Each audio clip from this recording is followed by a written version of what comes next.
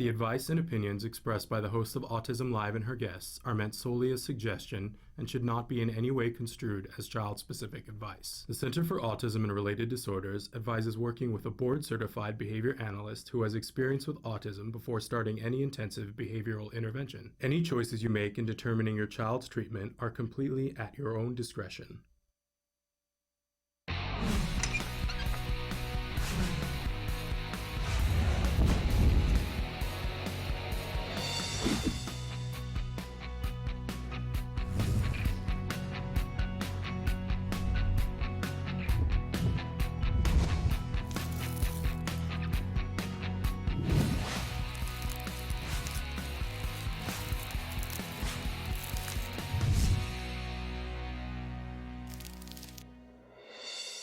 Good morning and welcome to Autism Live. I'm Shannon Penrod. We're coming to you live from the Warner Center in Woodland Hills, California. This is the home for Autism Live. It is also the home for the Center for Autism and Related Disorders. We're so thrilled to be here with you on this wonderful Wednesday morning. And you know I love Wednesdays because when we have the opportunity, we get to have Ask Dr. Doreen. Dr. Doreen Granpeesheh joins us to answer your questions. And it's one of those Wednesdays. Yay! So, she's going to join us in just a second. I just want to go through a couple of things with you and remind you that for the next hour, we are going to be live here. And we love it when you are interactive with us, when you write in your questions, your comments, your concerns. So our fabulous Traven is going to show you some of the different ways that you can connect with us here on the show. And while he does that, I want to remind you that our homepage is autism-live.com. And if you go there, there's a lot of things to do, not the least of which is chatting with us. You, in addition to chatting on Facebook or YouTube or whatever forum you like, you can be very anonymous and chat with us right from our website. There's a little button at the bottom that says chat. You click it, it pops up a little box and you write there and it shows up. There's a little bit of a lag because, you know, the satellite has to send it into space and then beam it back down to me. So give it a couple of minutes, write in early with your questions. But we get that. It's completely anonymous. I don't even know who you are. Nobody can see your question but me. And it's a great way for you to ask a question and for us to interact in almost real time.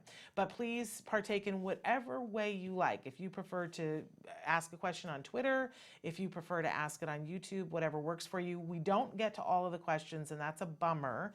We try to, and we try to archive questions for other days when we have time. But obviously, we're never going to get to absolutely all of the questions. So if you ask a question and it doesn't get answered the first time, please feel free to ask it again. I try to monitor that kind of thing, and when somebody asks a question in the second round, I try to bump it up to the top. You know what I'm saying? So I hope that you will participate in that. Also want to say a big welcome because we're going to be starting, and for some of you, you might be watching this on BronxNet. And we're very excited to welcome BronxNet to our network of places where people can watch us. That's a very thrilling thing for us. So all of that having been said, let's just take a pause here because it's time for Ask Dr. Doreen.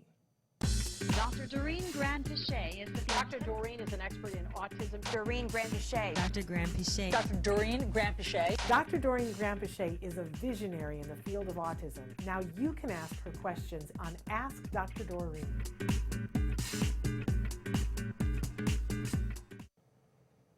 Good morning and welcome to Ask Dr. Doreen. We're here with Dr. Doreen Granpeesheh. Thank you so much for being here with us this morning. It's a pleasure. Thank you. It's our pleasure. For those of you who don't know, Dr. Doreen Granpeesheh is the founder of the Center for Autism and Related Disorders. She is a brilliant expert in the field of autism.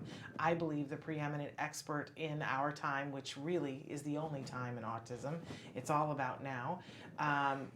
There are so many things that I adore and admire about this woman, but one of the many is that she really believes and is committed to treating the whole person, and has committed her career towards helping the whole person and the whole family. Definitely. And we appreciate that. And part of that is her volunteering her time to be here with us to answer your questions in real time.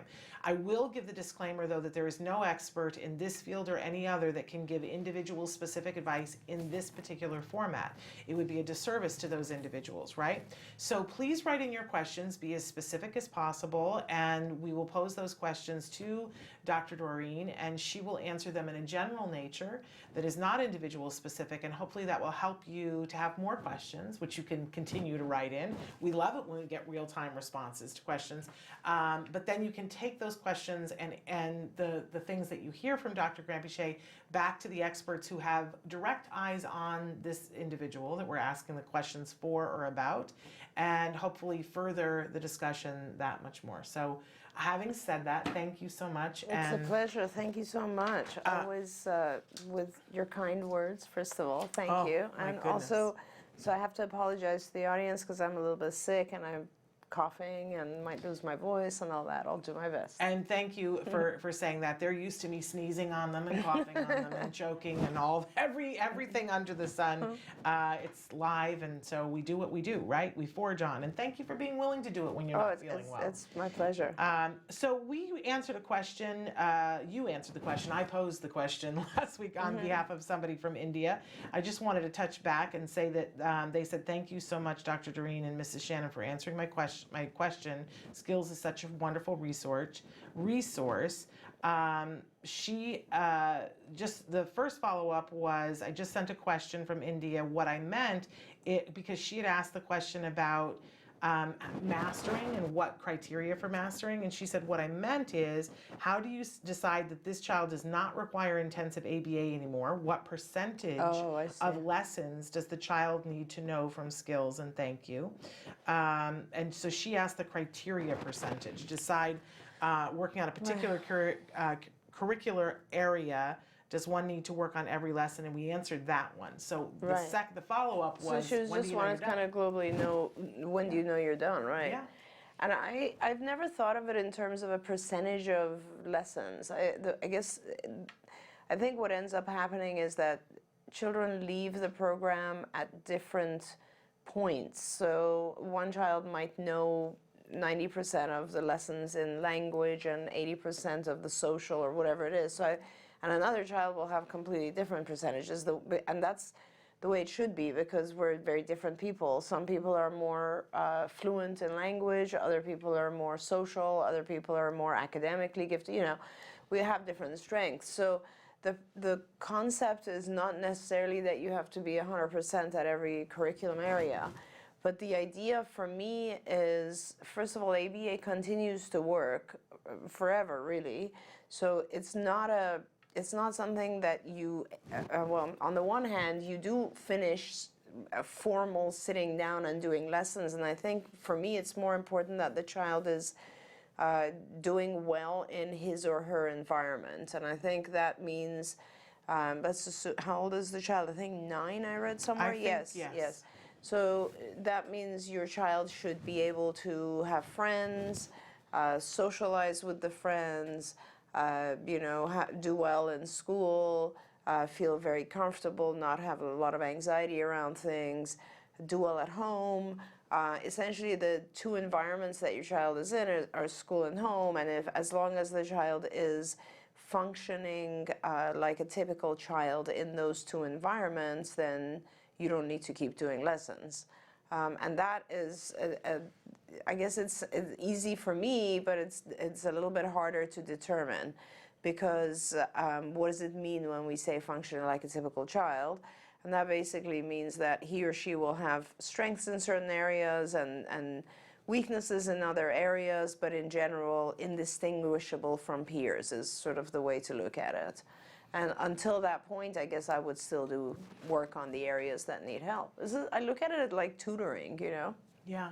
I can tell you that when I look back on our journey and how hard it was starting a CARD program, which is basically, the curricula that's in skills, and how it took me so long to settle into, this is our new routine. Yeah. Like, it just took me, I was resentful. Yeah. Just going to be honest, I was resentful, and I was like, it really This is kind of crazy. bites that I don't get to go to Gymboree, that we're here working on this, Yeah. and everything is Yeah. so painstaking. And then about the 2-year mark, acceptance started to come in of this is our reality, and here's what's good about it. Right. And look at how much progress we're making, and our path is not like anybody else's, and grab a whoopee and get over that. Right. Like, our path is great in some ways. In some ways, it's better than what other people have, and look for the blessings. And then we got to the mark where I said, I wanted to do 4 years, because that was what I was told it would take. And we crested the 4-year mark, and I didn't want to leave. Yeah, things go the other way, I right? was like, no, this works. So let's not mess. I'm not done. And he's not done. And what? No. And about at the 4.5-year mark, they gave us the 6 months notice that he's, about to be done. And I had a little bit of a panic attack and was like, what? Like, the thing that I had been pushing for always 5 happens. years was like that day arrived, and I thought it was going to be the ticker tape parade out in the street kind of thing. And instead I was like, no, we're not there. This is not the time. No, It always no, please happens. don't. That always happens. And I didn't feel ready. He, though, had said, what do I have to do for this to end? Right. And the reason why was not because, don't anybody mistake and think, oh, he wasn't having fun anymore. It was that he had already learned how to have that level of fun with kids his own age instead of the therapist. That's so great. So he was like, see you later. I've got other friends now. Right. You're interrupting my time with my friends now. Right. So he literally said, what do I have to do? Like, I'm done with this. Can we be done with this? And he said it to Dr. Sienna Green of Wooten, Right. of all people, Yeah. right? And she was like, really? Okay, here are the 5 things. And then said to me, yeah, we're 6 months from being out. That's awesome. And I was like, ooh, but he doesn't have that, but he will. He'll have those 5 things. But I thought, oh, but there's all these other things. Right. And I kept being reminded by everybody that now he's not going to stop learning and growing, and ABA isn't going to stop here, but it all needs to be out in the real world now. Right. He's done all the classroom, and now he has to take it out there.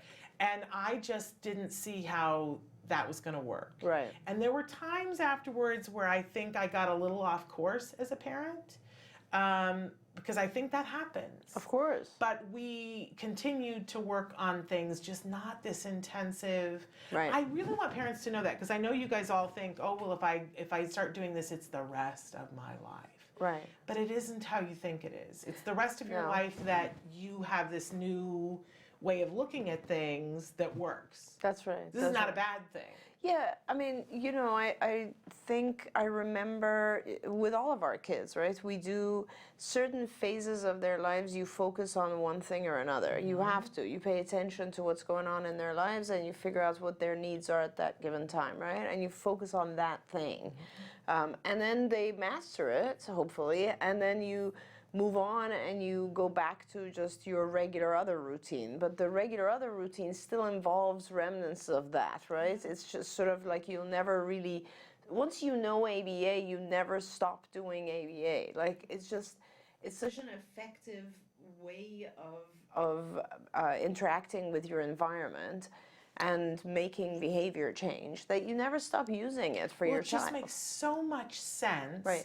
And it works unfailingly. It Right. works, especially if when you see that it isn't working, you step back and go, well, what element of this could I change? And then it works. Right. Like, it just becomes your new operating system. Exactly. That you wouldn't want anybody to take away Exactly. from you, because it actually It works. Exactly. And your kid is happy, and your kid is making progress. So why would you wouldn't Right. want to change that? Right. Yeah. And you don't just apply it to your kid. Like, you just go through life this way. I think of, I make a list on my desk, on my crazy desk and my crazy life.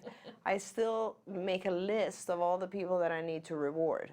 And and it's a continual list, right? It's like, okay, oh, so-and-so is doing a great job. I need to, and that's ABA. That's ABA. I wouldn't be doing that if it wasn't for the science. Yeah. Yeah, I mean, I think it's made me a better wife. For sure. I don't think my husband usually notices when I'm ABAing him, and that's how we refer to it. I don't Stop ABAing me. Yeah, no, but he doesn't notice it. He doesn't pick up on it. But when I do remember to do that, I think I'm a better wife. The person that rest his soul in peace. The person who would call me out all the time was Nancy's husband, Reed. He would go, "Shannon, you're ABAing me right now, and I notice it." Are you serious? That was my relationship with Reed. He would be like, "There it is. Shannon's ABAing me." Yeah, and we would have that whole little experience. Right. But Reed would notice it. My husband doesn't notice. He's just happy. Yeah. He's just happy that things are it's so much better than when I'm not ABAing. Yes, of course. Right. And I think it has made me a better person to work with and a better person to work for. And I try to be mindful of that, of people on our team. The thing that I'm still learning always is the preference assessment. Oh, right. Because like a lot of people, I have the assumption, they will want what I want. Right. And reward them with things that I think that will be meaningful. That's such a good point. Well, I think we all forget about that. I think we just project, and we always think, I'm going to reward so-and-so the way that I'd like to be rewarded. And it's quite different. You're right. It's so different. Absolutely. It's so different. And asking people, at a time when it isn't essential, what is it that makes you feel rewarded? For sure. And noticing when you do something, what makes them feel rewarded. Right. But not necessarily writing that in stone. Right. Especially with our kids. Right. Because I notice something that my kid finds reinforcing, and then I keep pushing that button. Mm-hmm. And at a certain point, he's like, "Yeah, that was 3 years ago." We're done with that. I was thinking about that the other day because I was talking to Sonny, and I was like, "What is that noise?" It was late at night, and he was doing something upstairs. And he doesn't live with us, but he was here now for the summer, right? And I was like, "What's going on?" So the next day, I asked him. I was like, "What was all that noise?" And he was like, "Oh, I was playing Minecraft."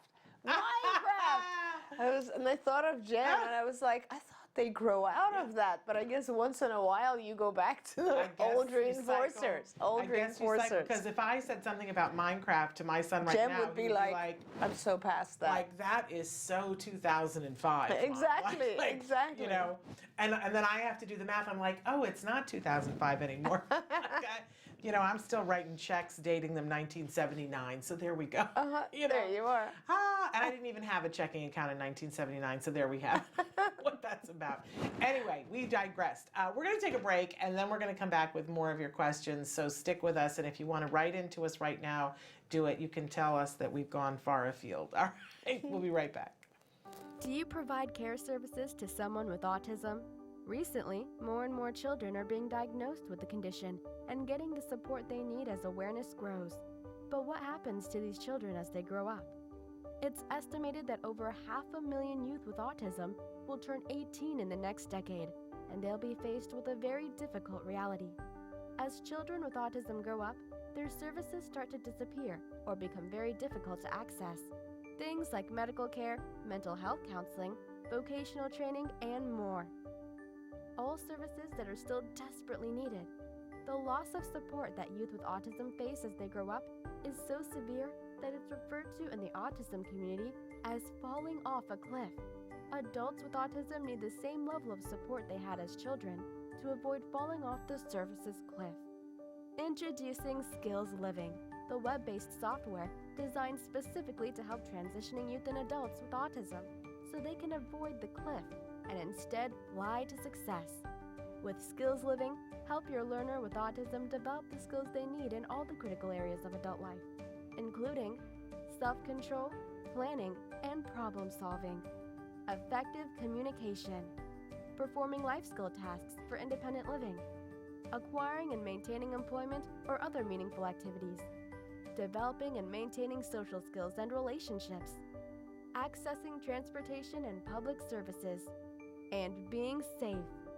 Skills Living includes a comprehensive assessment, a data collection mobile app, behavior intervention plan builder, and automatic progress reporting. It also provides a complete curriculum addressing 16 key areas spanning the entire range of functioning adulthood. Skills Living is easy to use and can be implemented by schools, parents, and autism service providers.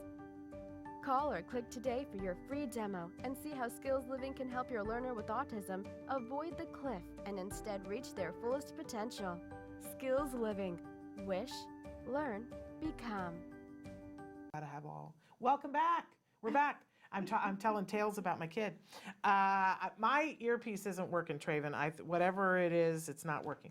But we are back with Dr. Granpeesheh for a segment that we call Ask Dr. Doreen. This is Wednesday. We hope you guys write in with more questions. But we have this question. Good morning. My 12-year-old son has GAD and ODD. I don't know what GAD is. Generalized anxiety disorder. Oh, I should know what that is. I live in that neighborhood. Yeah.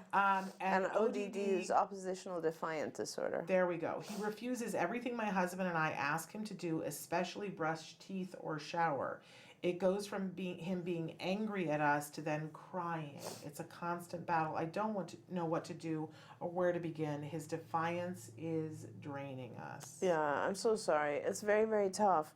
I don't like, so first of all, generalized anxiety disorder, I fully support. I think it's a legitimate diagnosis, and there are a lot of people who have some form of anxiety and they just live with it. So, I think it's a good thing that he has that diagnosis so that you're aware of the fact that he struggles with anxiety. Generalized anxiety basically means that it's not associated with a particular stimulus. It's just anxiety across the board. ODD is not a diagnosis that I like because it's, oppositional defiant disorder is just, I don't think anyone is oppositional and defiant for no reason. Right. I think there's always a reason for our being oppositional towards things. Regardless, let's assume that there are, he definitely has a hard time doing things that you ask him to do, and it's a constant battle. I honestly don't suggest that you try to address all of his issues.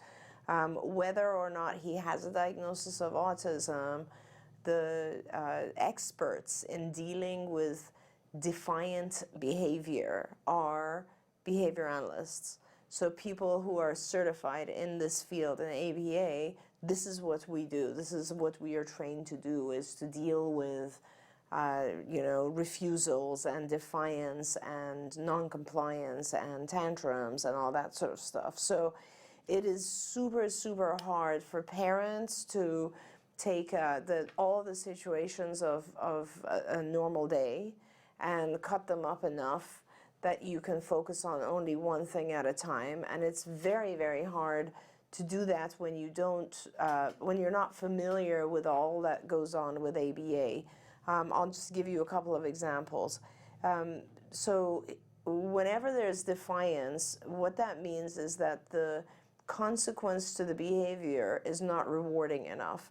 So essentially, he is being asked to brush his teeth or to shower, but the experience of brushing teeth and showering, or the fact that it's taking him away from something he'd rather do, that whole thing is not rewarding enough in contrast to the reward that he gets. So I'll try to break that down into lay terms a little bit more. So when we are asked to do something, it involves two things. It involves giving up what we're currently doing. So let's say he's watching TV, right? That's a very reinforcing activity. Let's say he's not watching TV. Let's say he's laying down and doing nothing. That is more rewarding than getting up and doing something. So to begin with, you're asking him to give up something he prefers in order to comply. Secondly, a lot of our kids have issues, sensory issues. So brushing teeth might be a sensory thing for him that doesn't feel pleasant. It actually feels very unpleasant. Showering, the same thing. Because of the fact that you named those two things, I'm inclined to believe that there's some sensory aspect to this where it's very harsh, unpleasant for him from a sensory perspective.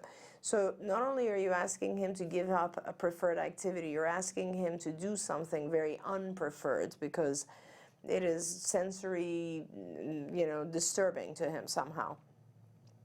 Then the third aspect is, I don't know what kind of reward he's getting out of this, right? Whatever reward you give him, Perhaps you're just saying good job, or perhaps at this point you're so frustrated you're not even rewarding anymore. But bottom line is, the only reward he gets out of it is you not telling him anymore, you not putting demands on him anymore, and that's just not sufficient. So it makes perfect sense that he would be defiant, because probably when he cries or gets angry at you and is defiant, he avoids doing what you just asked him, because you're so tired, you're drained, as you said, you're burnt out. So he puts up a fight, you'll give in. So for him, what he's learned is, when I don't want to do something I don't want to do, all I have to do is cry, tantrum, put up a fight, be defiant, and sooner or later, if I hang out long enough, they'll give up and leave me alone. So this is a problem.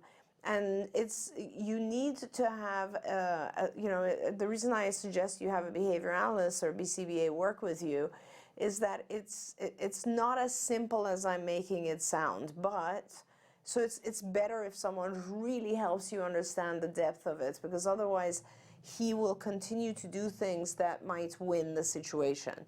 But let me be very clear, if it's just, let's say, it is time for him to brush his teeth, then there's a number of things you could do to help. One is you will need to increase your reward for that behavior very, very significantly. I don't know what is meaningful to him. I don't know what's a rewarding thing to him, but whatever, you have to find out, and that's what we were talking about before the break, is that it's really important to identify what's rewarding. Different things are rewarding to different people. So for him, it might be money to go buy a toy that he wants, or a game that he wants. It might be watching TV, whatever it is. He cannot have access to it the rest of the day. If you have access to a reinforcer all the time, it's not reinforcing anymore. It's just your normal status. So this reward that you choose has to be something he doesn't have access to otherwise. So let's say $10, $20, whatever it is. And he should get that if he brushes his teeth, but only if he brushes his teeth without throwing a tantrum. So you tell him to go brush his teeth, he goes and brushes his teeth, you give him the $20, you leave him alone. That's it. You cannot do brushing teeth and showering on the same time. You need to deal with one or the other. And I hate to tell you that, because it's just the more demand you place, the higher your reinforcer has to be. And he's already figured out that if he fusses or cries, you'll probably give up. So that's kind of one side of it. The other side of it is, what do you do if he is actually crying when you ask him to do something like that? And he's 12 years old, so it's a little bit difficult for me to tell you, you need to physically motor him in there and help him brush his teeth. I don't know what you normally do. I'd have to learn a little bit more about that. This constant battle thing is terrible. You need to give up the constant fight, because the more we engage in arguing with our kids, the more they're actually getting what they want, which is delaying what you originally asked for. So before I start to give you too much advice and make it harder, I really suggest that you try to find a BCBA who can give you advice on this. The other thing I suggest you do is go on IBT's website, Institute for Behavior Training, which is ibehavioraltraining.com, ibehavioraltraining.com. And if you go on there, there are numerous modules talking about ABA, and there's a couple that I would really suggest for you. First of all, do a basic module that just explains all the stuff I just said, and what is function of behavior, and how does a behavior work, why do we do certain things, and how can we modify behavior based on the things that happen before it and the things that happen after it, the antecedents and consequences. You need to learn about all of this stuff. And then there's actually a module that talks about challenging behavior. And I would really, really recommend that you listen to all of that, view all of that, really understand how to manage challenging behavior before you engage. Yeah, but you need help and support. And that's not Absolutely. because you don't know, and Oh, no, you're not no, doing a great job. it's because Anybody it's would. tough. This is Anybody would super need help tough. and support. Yes, Yes, yes. absolutely.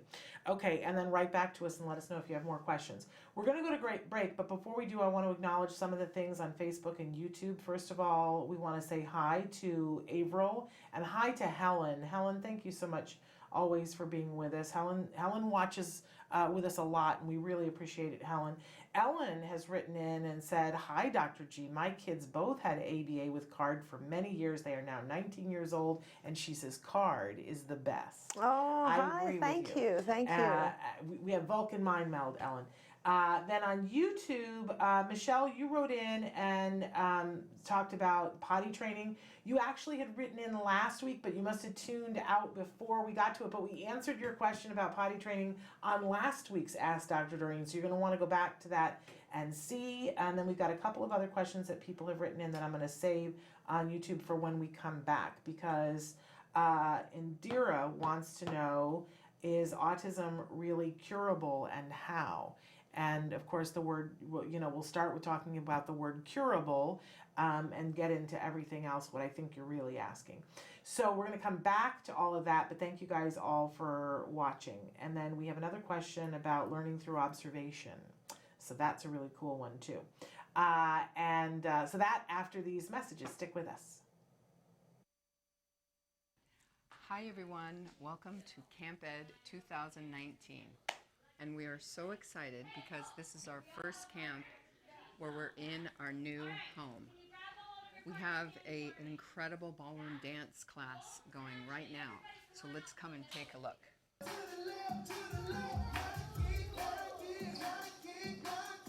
Camp Ed at the Ed Asner Family Center is an inclusive arts camp featuring some of your favorite arts programs. We have a little over 3 weeks of camp left. We want you to come and join the excitement. Hi, I'm Nava Pasquitz-Asner, the co-founder of the Ed Asner Family Center and the founder of Camp Ed. And I'd like to introduce you to Andrew Pascal, who is my new camp director for 2019. We have a very action-packed last 3 weeks of camp. Next week we have Art Week, where we're going to do a color run. We're going to get really colorful. We're going to tie-dye some clothes. The week after that, we're doing Heroes Week, where we're going to talk about heroes as well as fictional superheroes. Our last week is Surf Week and Celebration Week. And Nava, can you tell us a little bit about Surf Week? Yes, definitely. This is my favorite day of the entire summer. We're going to be working with the amazing surf therapists of A Walk on Water, and they're just going to give us a great day, beach, fun, just a really wonderful, safe day. Please come join us at Camp Ed 2019. Yeah! Woohoo! To join us for a week or the next 3 weeks, call us at 818-302-0712. Once again, that's 818-302-0712. Camp Ed and the Ed Asner Family Center were created by our family for your family. Well, I'll be hornswoggled.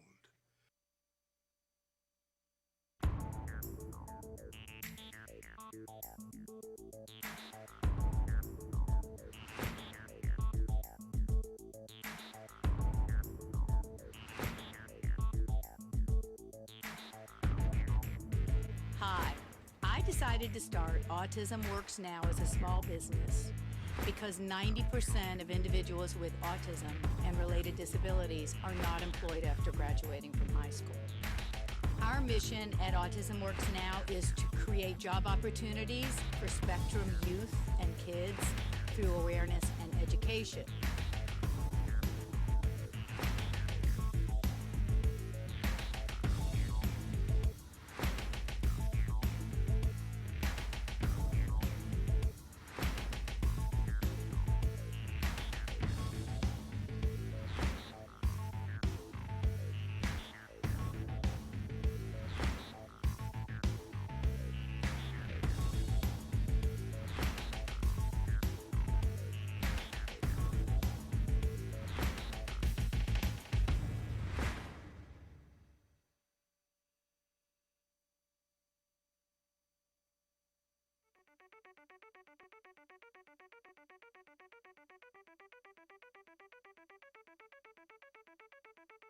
Hi, I'm Shannon Penrod, and we're at the ABCs and XYZs of Special Needs Conference.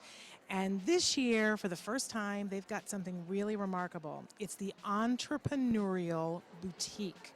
These are all items that have been made and are being sold by individuals who have special needs. So we're going to do a little shopping and talk to some of these fabulous entrepreneurs. Come on.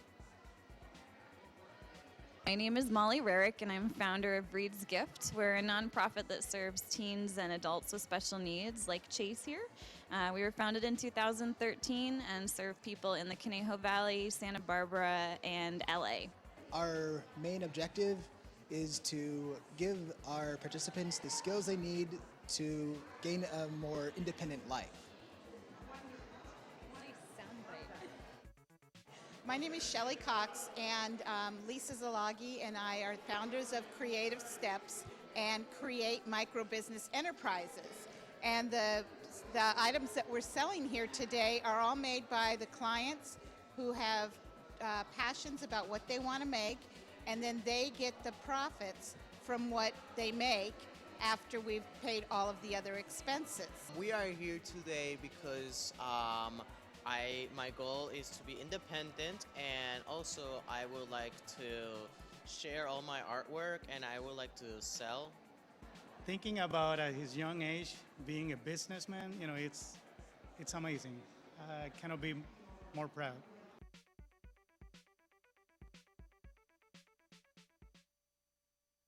Welcome back to Autism Live and to Ask Dr. Doreen. We're here with Dr. Doreen Granpeesheh, and she's answering your questions in real time. I promised that we were going to get to some YouTube things when we came back. But then of course I forgot. Oh, I know which one I said. Indira wants to know, is autism really curable, and how? Right. So this is a super touchy subject for a lot of people. I guess I never thought of it as this way, but I've learned that when people hear the word cure, they think that it means that the thing that you are leaving behind was bad. Right. And so it's a little bit offensive to a lot of people who think, or to some people who feel like autism is not so bad, so why should we be cured of it? We don't want to lose who we are as people. And so I want to start with that because I understand that perspective. I get it. I get what they're saying. But I want to offer another perspective, my perspective. And I've been treating individuals on the autism spectrum for 40 years, more than 40 years. So I want to be able to say that I don't look at it that way. I don't look at it as leaving the personality behind or leaving the person behind or in any way doing anything offensive to the being, to the person. I'm a clinical psychologist, and as any other doctor, what we do is we look at things that we call disorders. Maybe that's the word that people should be shunning or hating, but the bottom line is that there are a series of things called disorders, and there are some medical disorders and there's some mental disorders, and we all talk about mental health all the time. And if you look at mental disorders, there's a book called the Diagnostic Statistical Manual of Mental Disorders, the DSM. And anything that goes into this book has to be, by definition, a disorder. Now, what does a disorder mean? It means that it is a condition that makes it difficult for the individual to function in society. So it is a condition that basically makes it difficult to either function at home, at work, or in social life. One of those environments, which is sort of it encompasses all of the environments that we're in. If it's a child, it would be school instead of work. But it is very clearly defined. So I always use the example of someone who drinks a lot, right? So you can drink, a bottle of whiskey every single day, and as long as you have a job that you hold and you're good at it, and you go to work regularly and there's no problems at work, and your family is very happy with you, and your spouse and everybody else loves you, and you're not abusive to anyone, and you're a good father and whatever, or mother, and in the social world, you have friends and you're doing great, and there's no complaints, and you're not driving drunk or whatever it is, then you have no problem. The fact that you drink a bottle of whiskey or scotch or whatever doesn't matter. It just doesn't matter. It's not a problem. But the minute that it becomes a problem, so you're losing your job, or you're not showing up for work, or you're being abusive to a family member, or you're driving drunk, or you're doing something inappropriate in society, as soon as you do that, then it classifies as a disorder, because it has now made it difficult to function amongst society. And that's kind of very, very important to identify that. Now, anything and everything in that book, the intention of healthcare professionals is to help people do well in their lives. Our job is to help someone who has a disorder overcome the disorder, not necessarily leave behind who they were, but overcome all the things that made it hard for them to function in society. And that's what it is. And so with autism, I look at it exactly the same way. No one ever works on trying to alter someone's personality. It's a matter of, with autism, what ABA does is you take the individual and you identify what their strengths are and what their areas of weakness are. And the strengths you use and you reinforce and you highlight, and the areas of weakness you teach. And you try to teach the individual, you change. Like, so you increase the language areas and you teach the individual how others socialize and how this world's social behavior is. And you teach the individual how to have academic skills so they can go to school, and how to play with peers. And if it's an older individual, you teach them how to get a job, and so on and so forth. So all the stuff that and you teach them that tantruming or hitting is not an appropriate form of communication. And all of these things that we do in ABA are not intended in any way to change the personality of the individual, but they're intended to help the individual function better in the world.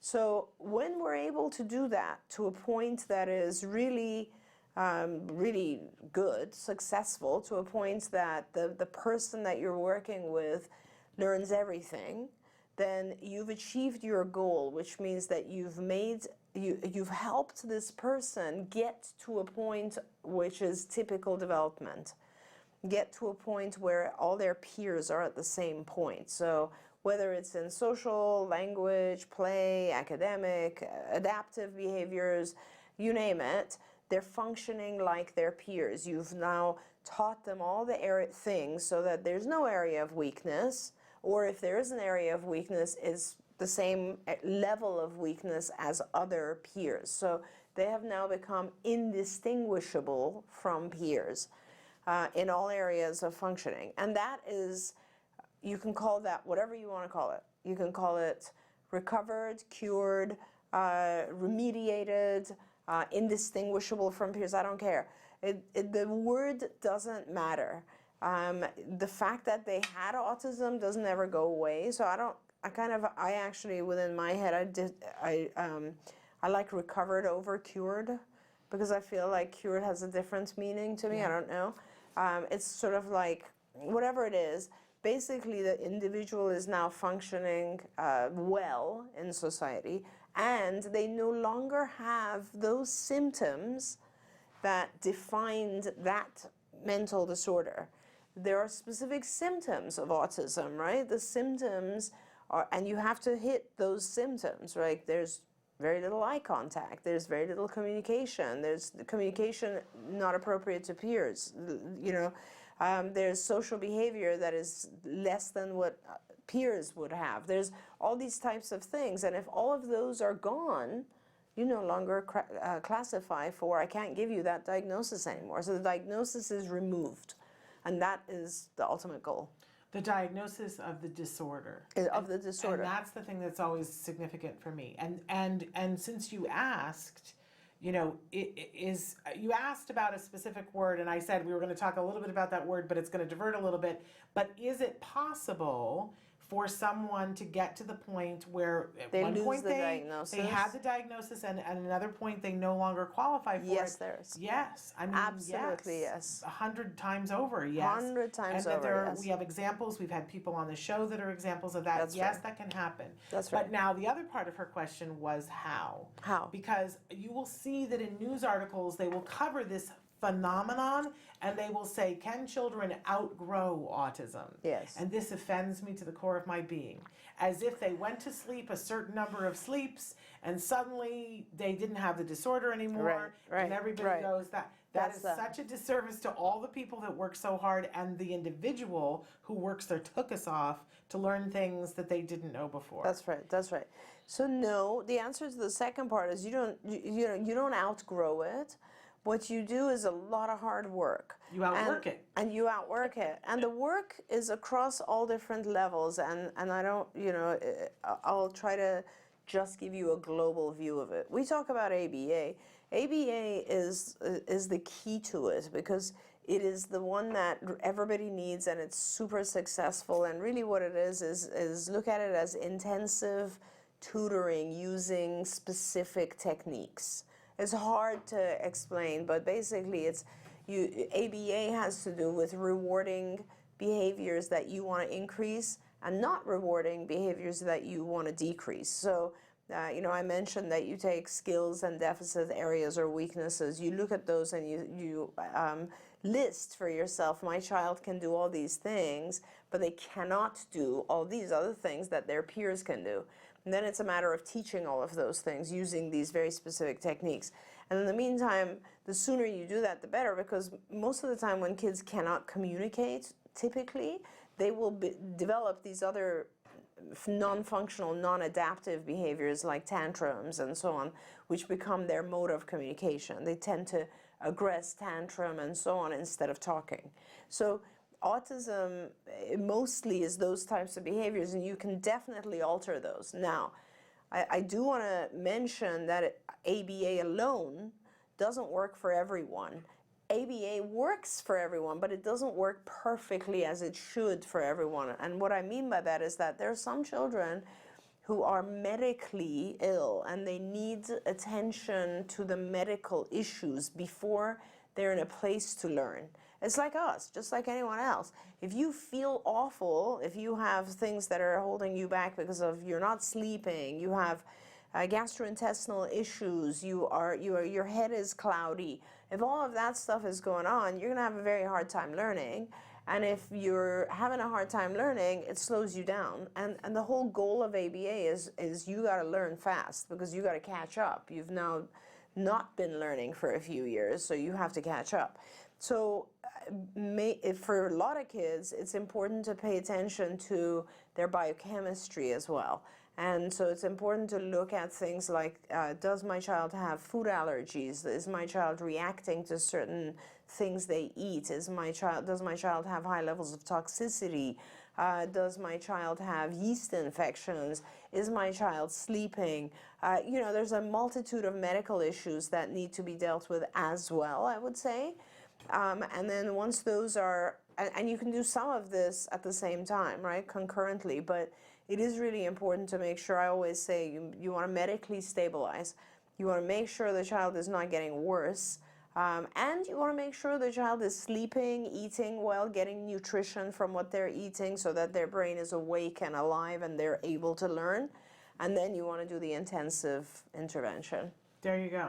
We're going to go to break, one more break, and come back with one question. But before we go, I want to say Aries has written in on YouTube and says that they just moved from LA Studio City. Now they're on the East Coast, Florida. She says, I don't know, male or female actually. I'm an RBT and I love this channel. Oh, and that's great. We love you back. And we're going to come back to answer the question about the learning through observation and how that can be done well with a well-trained ABA coach, because that's specifically the question. But stick with us.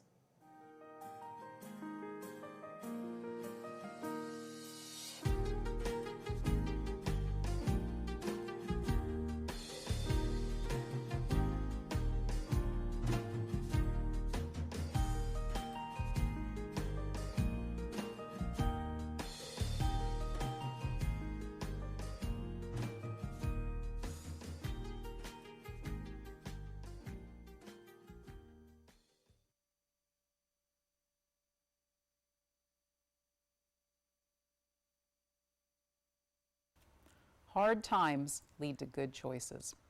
Many times you're going to find out that change is coming and it's not something that you like to see. Things sometimes just don't work. Sometimes you have to put your child in a new school. Sometimes you have to put them in a different classroom.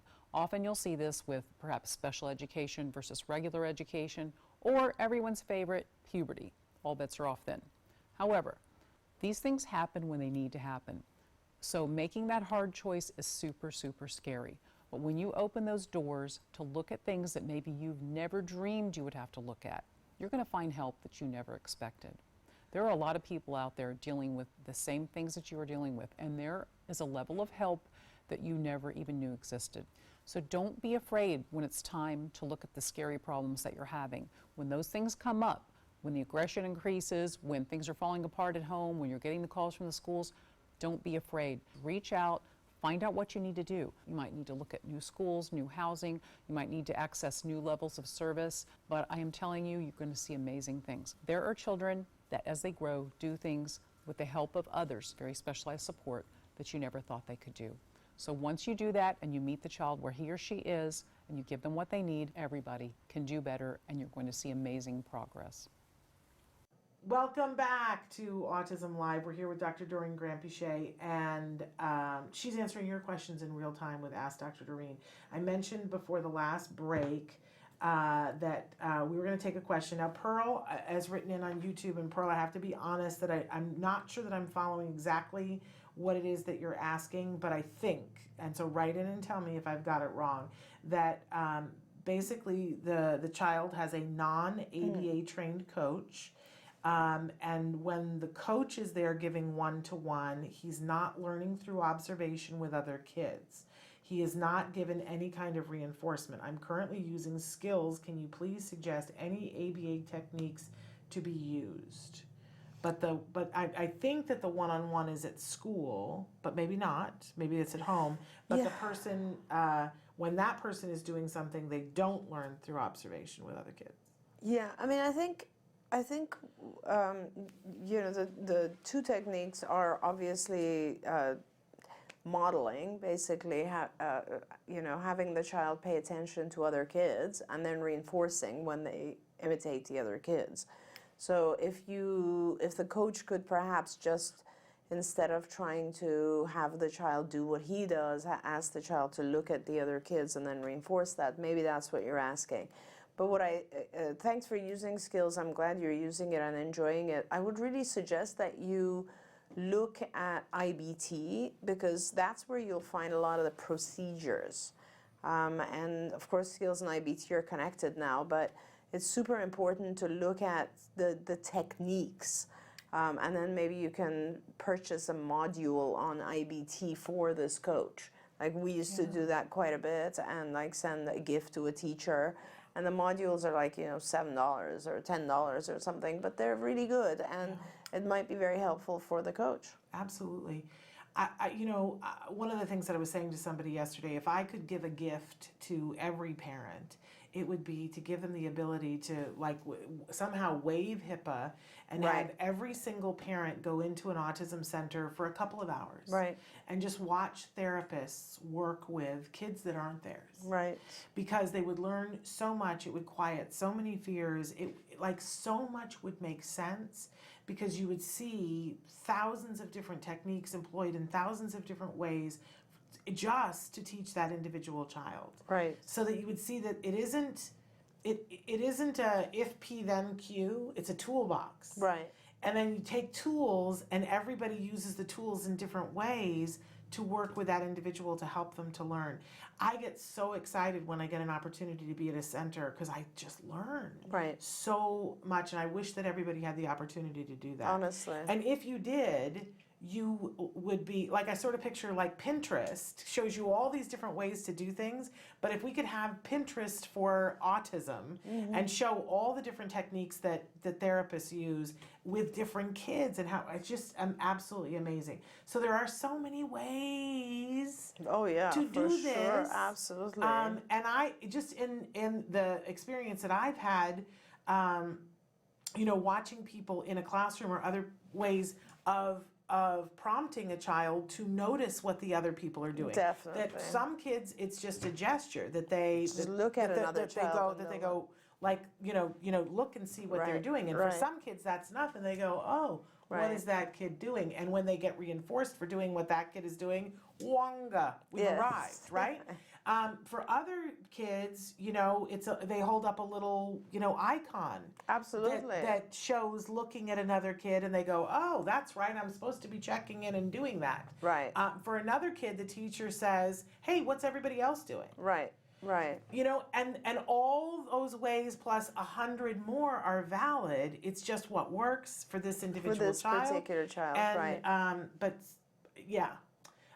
But you can learn amazing things. You can learn the baseline of it on IBT. Yes, And definitely. and That's then a good you can place go to into go. skills and find the specific lessons. And what I find really helpful are with each lesson, there's teaching notes at the bottom of them, which those are all the, I didn't think of that. And also on that note, there is a lesson called observational learning. Yeah.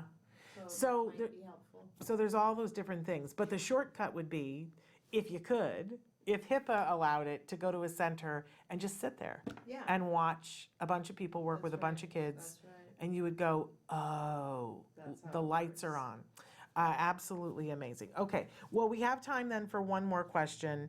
I'm going to pick the one, how can I help my nephew learn to communicate with me? Right. That's awesome that you're writing in, and that's wonderful. I wish I could just give you a short answer to that. I don't know anything about your nephew, so. And our kids, they communicate in multiple different ways. Our kids, some of them are verbal, some of them are completely nonverbal, and they are communicating through iPads, they are communicating through picture exchange systems on the wall, some are even communicating through sign. The key to it, I think, is that whatever the modality that is appropriate for the child or that the child is capable of, that you start with essentially what we call MANs. MANs are requests, and they are internally motivated, obviously, because there are things in the universe that we want, everybody wants. So the first area of communication that we focus on is teaching the child to request things and then giving those things to the child. That is the first form of communication, manding.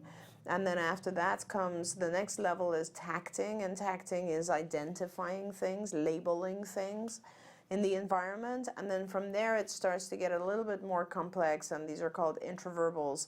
And before you go there, I think you can learn a little bit more about MANs and tacts and intraverbals and so on, again, on IBT. Today is the day we refer everybody to IBT. Institute for Behavior Training, ibehavioraltraining.com. If you go there, you'll see a lot of modules that have just to do with learning to teaching our kids how to communicate. Wonderful. We thank you so much for being It's a here pleasure, with us always. today, and every time that you have the opportunity to be Thank here. you so much. We're not going to see you next week. We're going to see you in a couple of weeks, but we will look forward to that. Okay, in the great. interim. Thank you. And thank you guys all for being here. Remember that you can keep writing your questions when we are not on the air. And that we store those in a bank, and that we are having Evelyn Kung next week that you can ask questions and she will be answering those for you. I want to give you just a little bit of heads up on the rest of the week this week that I have the wrong one up. This is so bad that I have the wrong thing. But that's, next week. Do you know who we have on the show next week? This is very exciting. We have Ilana Gershlovitz on with her book. That's our show. Is she on at that time or after? No, it's Okay. it's next Friday for Let's Talk Autism with Shannon and Nancy. Nice. We're gonna have Ilana on, and that's wonderful. She is an amazing. We've had her on the show before, but she has a new book called Saving My Sons, which is absolutely a beautiful, beautiful thing, talking about ABA and what it has meant to her kids. I do not have, Traven, you gave it to me and I don't have it. I don't know where it is. So I can't tell you who else is on this week, except that I do know a little bit. You know who is on this Friday? Two fabulous guests. We have Julie Kornack on, and she's going to be wonderful. talking about the amazing law that is there for you and that so many parents are using to make sure that they get therapy for their older kids. and that is the Mental Health Parity Act. So she's going to give us the lowdown on that. And then we also have Mark Fleming from Puzzle Piece Fitness who will be with us on Friday. And I'll find out who's with us tomorrow. We do not have Bonnie Yates tomorrow because she is a new grandma. Yes, that's the baby right. has Congratulations come, and she needs to Bonnie. sit under the baby.